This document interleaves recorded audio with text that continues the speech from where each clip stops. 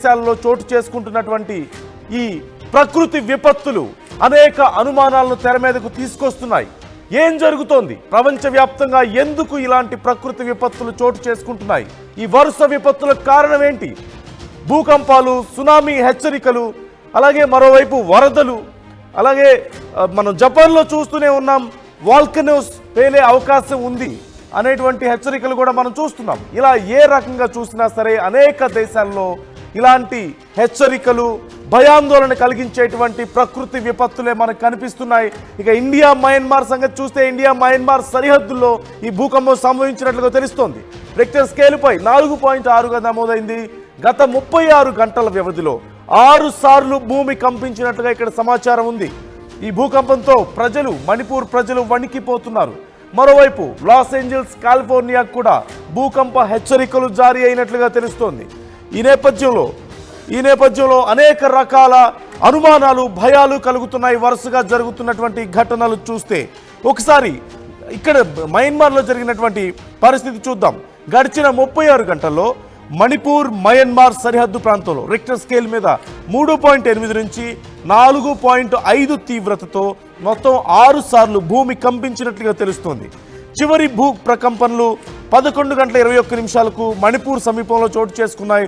4.3 తీవ్రతతో నమోదైంది. భారత tectonic plate and Eurasian tectonic plate ఢీ కొనడం వల్ల ఈ భూమి కంపించినట్లుగా కూడా మనకు తెలుస్తోంది, అధికారులు చెప్తున్నారు. కాగా మయన్మార్లో 7.7 తీవ్రతతో మార్చిలో వచ్చినటువంటి భూకంపాన్ని మనం ఒకసారి గుర్తు చేసుకోవాలి. మార్చి 28న 7.7 తీవ్రతతో వచ్చినటువంటి భయంకరమైనటువంటి భూకంపం కారణంగా 3700 మందికి పైగా ప్రాణాలు కోల్పోయిన విషయం మనకు తెలిసిందే. మరోవైపు పొరుగు దేశమైనటువంటి థాయిలాండ్లో కూడా భూ ప్రకంపనలు చోటు చేసుకుని భారీగా ఆస్తి నష్టం జరిగిన విషయం కూడా మనకు తెలిసిందే. International federation of red cross and red crescent society IFRC ప్రకారం భూకంపాల కారణంగా 2 లక్షల మంది ఆయా ప్రాంతాల నుంచి ఇటు మయన్మార్లో దగ్గరగా మయన్మార్ సరిహద్దు ప్రాంతాలు, మణిపూర్ మయన్మార్ సరిహద్దు ప్రాంతాల నుంచి 2 లక్షల మంది ఇతర ప్రాంతాలకు తరలి వెళ్ళారు అంటూ కూడా తెలుస్తోంది. ఇప్పటికే టెక్సాస్లో మనం చూస్తూనే ఉన్నాం, దారుణమైనటువంటి భయంకరమైనటువంటి వరదల ప్రవాహాన్ని మనం చూస్తున్నాం. 45 నిమిషాల్లోనే సుమారుగా 45 నిమిషాల్లో 8 మీటర్ల ఎత్తుకు నీటి ప్రవాహం చేరింది అంటే అక్కడ నదిలో ఎంత దారుణమైనటువంటి వరదలో మనం చూడొచ్చు. మరోవైపు ఇండియాలో కూడా చూస్తున్నాం, అరుణాచల్ ప్రదేశ్లో భారీగా వరదలతో ఆ ప్రాంతం అంతా కూడా కొట్టుకుపోతున్నటువంటి పరిస్థితి మనకు కనిపిస్తోంది. మరోవైపు చైనాలో గత వారం 10 రోజులుగా చోటు చేసుకున్నటువంటి వరదలు మనం చూస్తూనే ఉన్నాం. ఉధృతంగా వచ్చినటువంటి వరదలతో చైనా అతలాకుతలమైనటువంటి పరిస్థితి పూర్తిగా. మరోవైపు జపాన్లో మనం చూస్తున్నాం, జపాన్లో కూడా భూకంపాలు, అలాగే ఈ వాల్కనో ఎరప్షన్ హెచ్చరికలు, సునామీ హెచ్చరికలతో అతలాకుతలమైపోతున్నటువంటి పరిస్థితి మనకు కనిపించింది. చాలా చిన్న ఐలాండ్స్ని కూడా ఖాళీ చేయించి సురక్షిత ప్రాంతాలకు జపాన్ ప్రజలను తరలిస్తున్నటువంటి పరిస్థితి. ఇంకా అక్కడ సిచ్యువేషన్ అదుపులోకి రాలేదు. మరోవైపు ఇక్కడ మయన్మార్లో మనం చూస్తున్నాం, సేమ్ ఇప్పుడు మనం RTV మీకు ఎక్స్క్లూజివ్గా చూపిస్తోంది. మణిపూర్ మయన్మార్ సరిహద్దుల్లో చోటు చేసుకున్నటువంటి భూకంపానికి సంబంధించినటువంటి విజువల్స్ మనం చూస్తున్నాం. అక్కడ భూకంపం దాటికి కొన్ని ఇళ్లు ధ్వంసమయ్యాయి, కొన్ని ఆఫీసులు ధ్వంసమయ్యాయి, ఇళ్లలో సామాన్లు చల్లాచెదురుగా పడిపోతున్నటువంటి పరిస్థితి కనిపిస్తుంది. పెద్ద భవనాలు కూడా ఊగిపోతున్నటువంటి పరిస్థితి మనకు కనిపిస్తుంది. ప్రజలందరూ కూడా ప్రాణ భయంతో బయటకు పరుగులు తీశారు ఎక్కడికక్కడ. దానికి సంబంధించినటువంటి విజువల్స్ మనం చూస్తూనే ఉన్నాం. ఇలా ప్రపంచవ్యాప్తంగా చోటు చేసుకుంటున్నటువంటి పరిణామాలు దేనికి సంకేతం? ఇది కీలకమైనటువంటి ప్రశ్నగా మనం చూడాలి. ఒకసారి కాలిఫోర్నియా కూడా, మరోవైపు కాలిఫోర్నియా అండ్ లాస్ ఏంజల్స్ కూడా భూకంప హెచ్చరికలు వచ్చినట్లుగా తెలుస్తోంది. భూకంపం మరికొద్ది గంటల్లో లాస్ ఏంజల్స్ అండ్ కాలిఫోర్నియాకు వచ్చే అవకాశం ఉంది అంటూ చెప్పిన నేపథ్యంలో ఇప్పటికే వరదలతో అల్లాడిపోతున్న అమెరికా భూకంప హెచ్చరికలతో మరింత భయాందోళనకు గురవుతోంది. ఈ నేపథ్యంలో ఇటు ఇండియాలో కూడా ఇలాంటి పరిణామాలే మనం చూస్తున్నాం. మణిపూర్ మయన్మార్, ఓ పక్క హిమాచల్ ప్రదేశ్ అతలాకుతలం అవుతుంది వరదలతో, మరోవైపు మణిపూర్ మయన్మార్ సరిహద్దులో వచ్చినటువంటి భూకంపంతో ప్రజలు భయాందోళనకు గురవుతున్నారు.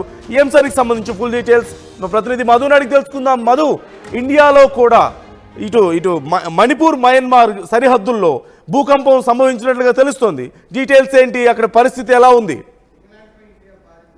ఎగ్జాక్ట్లీ ఇది మొదటిసారి కాదు. మన మార్చ్ లో నిజంగానే 7 పాయింట్ చేంజ్ నమోదైంది భూకంప తీవ్రత స్కేల్ పైన. ప్రస్తుతం ఇప్పుడు ఈ రోజు వచ్చినటువంటి 4.5 తీవ్రత వచ్చినటువంటి భూకంపంతో చాలా తీవ్ర నష్టమే జరిగే పరిస్థితులు కనిపిస్తున్నాయి. వరుస ప్రమాదాలు చోటు చేసుకుంటున్నాయి వరుసగా ఈ మధ్య కాలంలో. దాంతో పాటు ఇలా ప్రకృతి విపత్తులు పెద్ద ఎత్తున ఇలాంటి నష్టం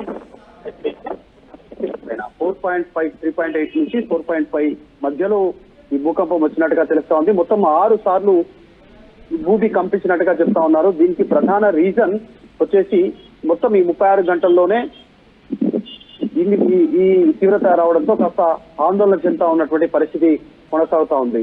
దీనికి రీజన్ భూమి మధ్యలో ఉన్నటువంటి స్టోన్ ప్లేస్ రాతి పలకాల మధ్య అడ్జస్ట్మెంట్ సందర్భంగా ఇది కొనసాగుతున్నట్టుగా చెప్తా ఉన్నారు. మొత్తం ఇది 180 కిలోమీటర్ల మేర ఇది ప్రభావం ఉంటుంది అనేటువంటిది అంచనాకు వస్తా ఉన్నారు. దీనితో ఈ రాతి పలకల అడ్జస్ట్మెంట్ తో పదే పదే భూకంపాలు వస్తున్నాయి. ఇదే సంవత్సరం మార్చి లో కూడా ఇలాంటి భూకంప తీవ్రత వచ్చి దాదాపు 3,500 మంది చనిపోయినట్టుగా రికార్డ్స్ చెప్తా ఉన్నాయి ప్రస్తుతం దీనికి సంబంధించి.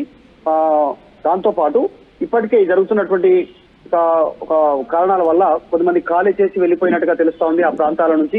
ప్రస్తుతం జరిగినటువంటి దీంతో కూడా భారత్ లో కూడా దీని ప్రభావం పడతా ఉంది. మయన్మార్ భారత్ సంబంధించినటువంటి ఈ సరిహద్దు ప్రాంతాలు ఏవైతే ఉన్నాయో అక్కడ ఉన్నటువంటి ప్రజలు ఇబ్బంది పడతా ఉన్నారు. ఇప్పటికే ప్రపంచమంతా ఒక ప్రళయం దిశగా పోతుందా, ప్రకృతి కోపానికి గురవుతుందా ప్రపంచం అంతా అనేటువంటి రీతిగా అమెరికాలో, చైనాలో, తర్వాత జపాన్ లో, ఫిలిప్పీన్స్, ఇప్పుడు మయన్మార్ భారత్ సంబంధించినటువంటి సరిహద్దులు ఈ ఎఫెక్ట్ పడతా ఉందా అనేటువంటిది ఆ యొక్క ఆందోళన కొనసాగుతా ఉంది ప్రస్తుతం దీనికి సంబంధించి. అయితే దీనిపైన మరికొన్ని డీటెయిల్స్ రావాల్సినటువంటి అవసరం ఉంది. దీనిపైన అధికారులు ఒక అలర్ట్ అవుతా ఉన్నటువంటి సిచ్యువేషన్ అయితే కొనసాగుతా ఉంది. Right, thank you Madhu. మొత్తం మీద మయన్మార్ సరిహద్దుల్లో వచ్చినటువంటి మణిపూర్ మయన్మార్ సరిహద్దుల్లో వచ్చినటువంటి భూకంపంతో ఆ ప్రాంత ప్రజలు ఒక్కసారిగా ఉలిక్కి పడ్డట్లుగా తెలుస్తోంది.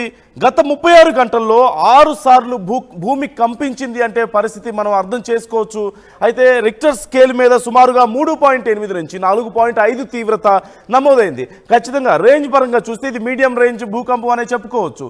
5కు మించి కనుక వస్తే ఎక్కువ డిస్ట్రక్షన్ ఉండే అవకాశం ఉంటుంది, ఎక్కువ అక్కడ నష్టం జరిగేటువంటి అవకాశం సహజంగా మనకు కనిపిస్తుంది. కానీ ఈ కొండ ప్రాంతాల్లో కొద్దిపాటి భూమి కంపించినా సరే ఖచ్చితంగా అది భారీ నష్టానికి దారితీస్తుంది. ఎందుకంటే కొండ చర్యలు విరిగిపడే అవకాశం ఉంటుంది. దీనివల్ల మరింత ఎక్కువ నష్టం వాటిల్లేటువంటి పరిస్థితి మనకు సహజంగా చాలా సందర్భాల్లో మనం చూస్తూ ఉంటాం. గతంలో వచ్చినటువంటి భూకంపాల దాటికి చాలామంది ఇక్కడ ఖాళీ చేసి వెళ్ళిపోయినటువంటి పరిస్థితి కూడా మనకు కనిపిస్తోంది. గతంలో మార్చి 28న వచ్చినటువంటి భూకంపం 7.7 తీవ్రత అంటే ఖచ్చితంగా చాలా ఇంటెన్సిటీ ఎక్కువగా ఉన్నటువంటి భూకంపంగానే చెప్పొచ్చు. దీనివల్ల 3,700 మంది అప్పుడు మరణించారు. ప్రధానంగా కొండ ప్రాంతాల్లో కొండ చర్యలు విరిగిపడడం వల్ల చాలా ప్రాంతాలు ధ్వంసమైనట్లుగా మనం గతంలో చూసాం. దీనివల్ల చాలా నష్టం జరిగింది.